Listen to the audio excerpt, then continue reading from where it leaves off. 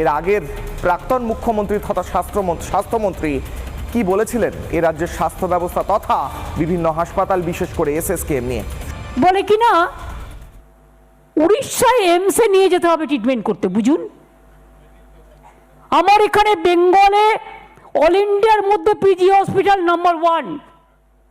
কেন বাবা?